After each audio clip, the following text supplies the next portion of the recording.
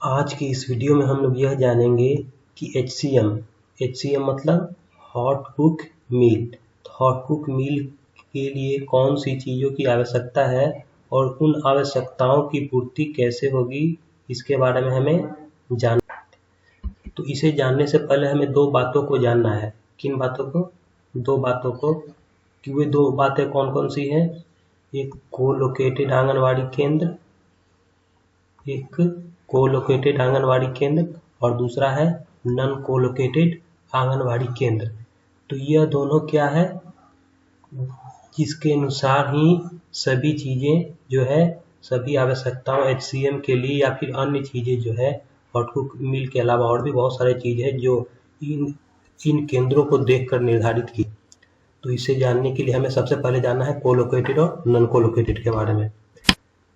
तो देखिए, कोलोकेटेड का मतलब क्या है? कोलोकेटेड का मतलब है वह आंगनवाड़ी केंद्र जो क्या हो, विद्यालय के अंदर हो या फिर विद्यालय के नज़दीक हो, कुछ दूरी हो, 100 मीटर 200 मीटर, ठीक है। तो इन आंगनवाड़ी केंद्रों को, उन आंगनवाड़ी केंद्रों को जिनकी दूरी बहुत ही कम हो विद्यालय से, या नज़दीक हो या विद्यालय के अंदर हो, उसे क्या कहते हैं हम लोग? कोलोकेटेड आंगनवाड़ी केंद्र। अब इसी के बारे में आता है दूसरा नॉन कोलोकेटेड। तो देखिए, नॉन कोलोकेटेड जो है, नॉन कोलोकेटेड का मतलब क्या है? नॉन कोलोकेटेड का मतलब है वह आंगनवाड़ी केंद्र जिसकी दूरी विद्यालय से क्या हो, ज़्यादा हो, या फिर वह आंगनवाड़ी केंद्र जो विद्यालय से बहुत क्या हो, विद्यालय से वे बहुत ही दूर हो। तो ये था। तो HCM इन दो केंद्रों को देखकर निर्धारित की गई है, हॉट कुक मील।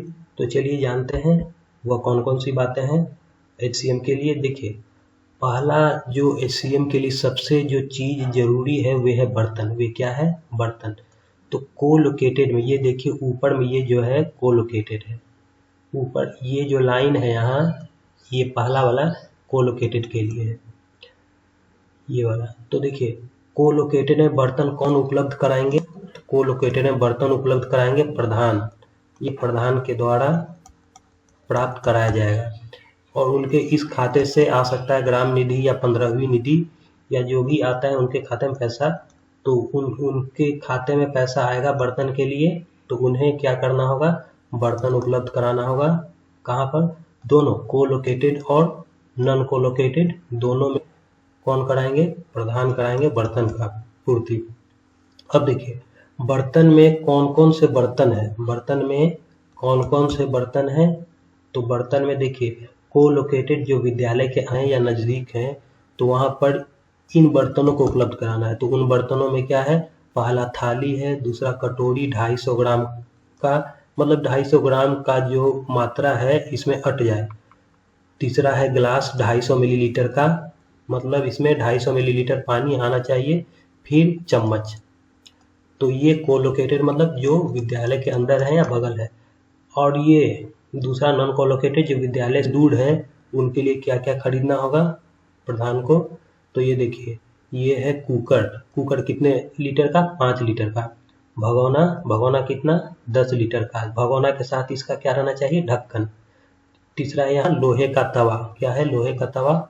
फिर है लोहे का कढ़ाई, उसमें कितना बनना चाहिए? 10 लीटर का रहना चाहिए लोहे का कढ़ाई। यहाँ लीटर रहेगा, ठीक है।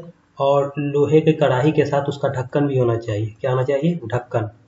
क्योंकि ये शिकायत आ रही है, बहुत बार ऐसा देखने को मिला है कि मिड डे मील में या फिर हॉट कुक मील में बनाने के समय जब खुला छोड़ दिया जाता है तो छिपकलियाँ गिर जाती है। तो छिपकलियों से बचाव के लिए क्या रहना चाहिए? ढक्कन जरूरी है। फिर चमचा बड़ा, क्या रहना चाहिए? चमचा बड़ा। फिर कलछी भी रहनी चाहिए बड़ी। फिर चिमटा रहना चाहिए, चाकू, बेलन, चकला मार्बल वाला। फिर थाली, कटोरी यहाँ भी 250 ग्राम का मात्रा हटना चाहिए। फिर गिलास 250 मिलीलीटर का और चम्मच। तो ये कहाँ उपलब्ध करवाना है? तो ये नॉन कोलोकेटेड मतलब जो जिन केंद्रों की दूरी ज़्यादा हो विद्यालय से, या विद्यालय से बहुत ज़्यादा दूर हो, तो ये जो है, ये इन सब बर्तनों को उपलब्ध कराना है प्रधान जी को। अब देखिए, अब तीसरा है भोजन के लिए खाद्यान्न कहाँ से आएगा। भोजन के लिए जो चावल गेहूं है ये कहाँ से आएगा, तो यह भेजी जा रही है किनके पास, कोटेदार के पास। तो कोलोकेटेड वाले जो केंद्र हैं जो विद्यालय परिसर या उनके बगल में है, तो उन्हें कहाँ से मिलेगा ये खाद्यान्न, कोटेदार से। और जो नॉन कोलोकेटेड है उन्हें भी कहाँ से मिलेगा, कोटेदार से। अब बात यह है कि जब खाद्यान्न बर्तन ये सब आ जाएगा तो भोजन कौन पकाएंगे। तो देखिए भोजन पकाने का काम जो है कोलोकेटेड में, मतलब जो विद्यालय परिसर में है या विद्यालय के एकदम नज़दीक है, तो विद्यालय के ही रसोइया बनाएंगे। कौन बनाएंगे, विद्यालय के ही रसोइया बनाएंगे।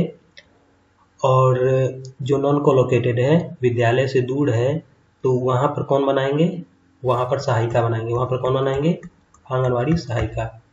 अब बात यह है कि जो रसोइया खाना बनाएंगे, जो भोजन बनाएंगे बच्चों के लिए, तो उन्हें जो पैसा जो है, राशि जो है कितना मिलेगा हर लाभार्थी के अनुसार, तो उन्हें राशि मिलेगा 50 पैसे प्रति लाभार्थी। ये उत्तर प्रदेश में है, बिहार के बारे में मुझे अभी जानकारी नहीं है, तो ये आप पता कर लें। तो रसोइयों को जो है हर एक लाभार्थी पर 50 पैसे मिलेंगे। जितने बच्चे हैं उसमें उतना गुना कर दिया जाएगा। अब बात ये होती है कि एक विद्यालय में हो सकता है 2 या 3 रसोइये हो या फिर 4 भी रसोइये हो।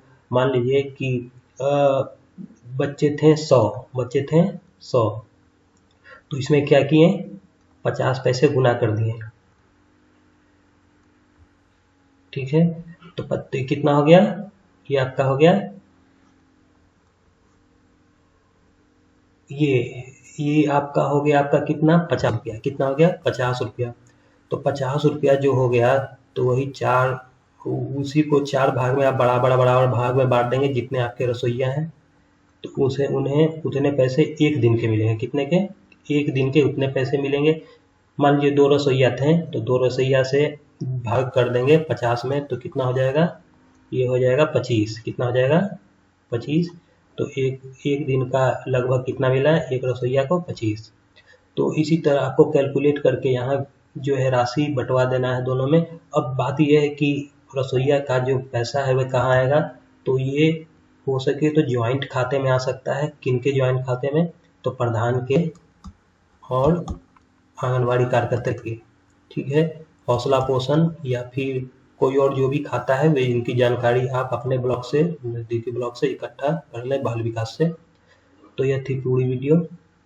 तो आपसे एक रिक्वेस्ट है कि इस वीडियो को लाइक करें और ज़्यादा से ज़्यादा शेयर करें, क्योंकि बहुत सारी समस्या आ रही है कि ये बर्तन कहाँ से लें, बर्तन अभी तक आया नहीं, तो या फिर खाद्यान्न आया नहीं, तो इसीलिए क्या करें, आप इस वीडियो को ज़्यादा से ज़्यादा शेयर करें। धन्यवाद।